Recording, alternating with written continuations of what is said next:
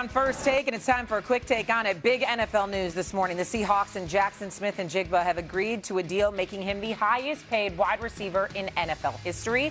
4-year, $168.6 million extension that includes $120 million guaranteed. Seattle, of course, just won the Super Bowl. What is your reaction to them bringing back the Offensive Player of the Year?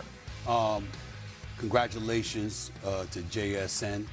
He deserves every penny and then some. Ladies and gentlemen, this brother was born on Valentine's Day in 2002. He's 24 years old. 24. And he plays the way that he has played.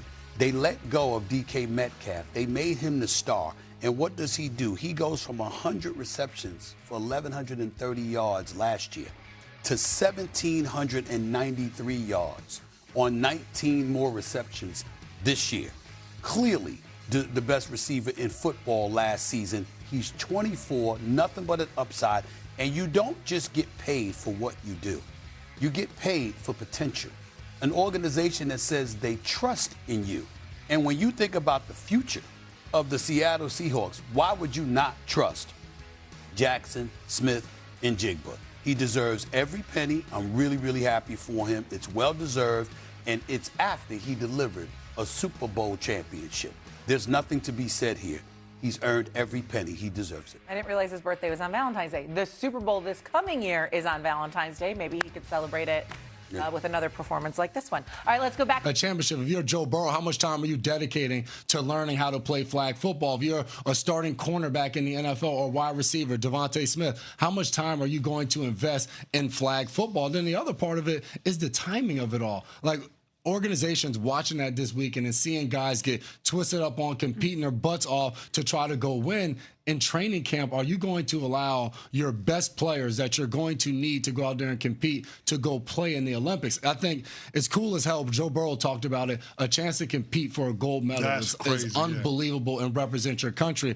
But at the same time, if I'm an organization, I'm watching that. I'm looking at Joe Burrow diving into the end zone, getting hit. I'm like, I don't really know that I want my best players out there competing at that rate. But, I mean, they got their butts whooped. Like that. So let me put you in that situation. Would you, if you were still an active player, would you want to go out there and participate in the Olympics doing flag football? I would, but I also wasn't one of them superstars. They'd be like, hey, we'll go ahead and get us another McCourty in here to come cover somebody.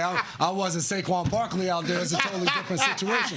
So maybe bring some of them lower tier guys, the Jason McCourtys of the world, let them go over to L.A. and play in the I don't like this. You had one of the best plays in Super Bowl history against the Rams for the Patriots. Stop downgrading your ability. Go ahead, Smalls. Yeah. It was a nice play. Nice play. It was unbelievable. So you won a Super Bowl. Absolutely. Jason McCourty, Joe Burrow, different conversations. Yeah, you're bigger, obviously. What they mean to the organization. That's all I'm saying. Okay. I was with you, though. I was holding my breath watching him dive. I thought you was going to say I was with you. Like, yeah, those guys are. No. We need to put you on that level, J-Mac. But watching Joe Burrow dive, I was holding my breath, too. Because as somebody that wants to see him healthy and be successful and be at the top of the mountain, I'm worried about the injuries. But I was not with Tom Brady. Do you think he could still play? That pass to Steph Diggs? And not only to pass, the step aside, like to still have the awareness, the ability. He's 48 years old. Should we just send him to the Olympics, like, eternally? I mean, everyone will tune in. Watching Brady amazes me because Brady's born in the same month as I am. So being on his team for those 2 years in training camp, they would always sing happy birthday as he was walking up. And I felt old. That was my 10th year in the league around guys in the locker room. And I said to myself, I was like, damn, Brady is 10 years older than me, and he is still doing this. So watching him out there, one, how good he looks, just chiseled, everything about him. And now he's out there throwing touchdowns. It was unbelievable. So, yeah, put Brady out there. Why not? Jason, do you think any team called him after that? I think teams probably have been calling him to see if he would be interested in coming back, but why not? Why wouldn't you? Just from the standpoint, if Brady wanted to play football, who wouldn't want that mind in their quarterback room and in their locker room every single day? But is there a reason to think and I'm being dead serious, is there a reason to think if he decided right now I'm going to play next year that he wouldn't be a top 10 quarterback in the league?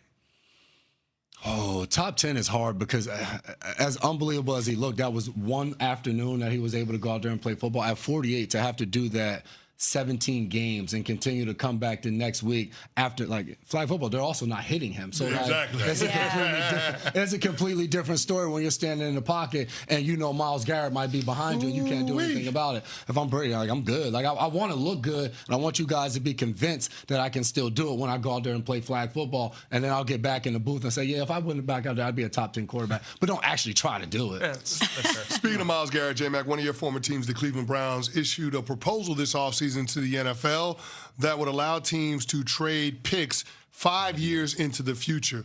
How would that change the league if that proposal was approved? I feel like it would almost be mass confusion of just what the value of different trades would really be. But it also, I think, you talk about how exciting this offseason has been when you see these trades come up, when you see Trent McDuffie go to the Rams. I think when you start pushing draft picks out that far, teams can do more. I also think there's a part of the accountability spot where now if I'm pushing picks all the way out to 5 years out, hell, I may not even be here. So I think it allows GMs to say, you know what, let's just go for it. Screw them picks. Let's make these trades, go and get guys. And then we may not have to deal with the repercussions, or we may win enough that 5 years down the line, maybe it doesn't matter. So it's exciting, but it's also like, I don't know exactly the impact of what that would be, where you start trading and mortgaging the future for right now. And now you look down the line, teams or guys are inheriting teams, general managers that you're like, we're so far behind the 8 ball because of maybe a trade that happened a few years prior. So I'm curious, does that make it a net positive for the league when you have the ability to trade picks similarly to what we see in the NBA? Does it end up being a positive thing for the league or a negative thing for the league? I think it ultimately could become a negative, the repercussions of it, but I think initially, absolutely, it's a net positive because it brings excitement to the game. It brings fans to the game. You're talking about people's favorite players switching teams, and I think that in itself will bring eyeballs to it, and I think at the league, like, that's what it's all about. Like, you're going to get people talking about certain situations in a calendar and throughout the calendar year where football's not hot, where right now there's not a lot going on in the NFL. If there's a massive trade, it completely changes things and shifts. So I don't want to say a net positive or negative. I think there's going to be some good and bad of it, but I think the fact that you can flip a team's fortune right away with some of these trades that could potentially happen would be exciting.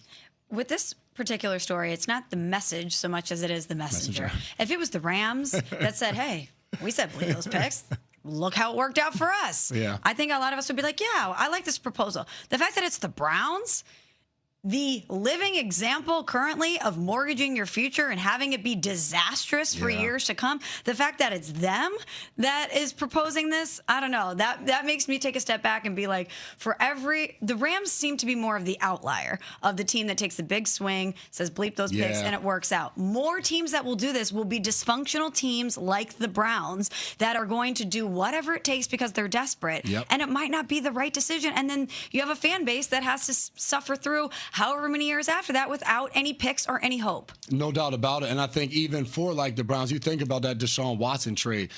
You think about initially, and this is kind of a prime example of what I'm saying, where at that point when they made that trade, everyone was so excited of what the possibility could be. At that time, Deshaun Watson was looked at as potentially a top 5 quarterback. He hadn't played in a year, so you didn't know exactly what it was going to look like. But think about it. The Atlanta Falcons lost out on Matt Ryan because they wanted Deshaun Watson. Like, that was a crucial moment. Now, to that point, 5 years down the line, you look back at that deal and it's just like, no, that was terrible, and somebody had to face the consequences of that. But in the moment, it was such a trade that I think the fan base, you got excited and you rallied around it. But to your point, ultimately, I think that's the hard part, where I think you are going to screw organizations up for a little while.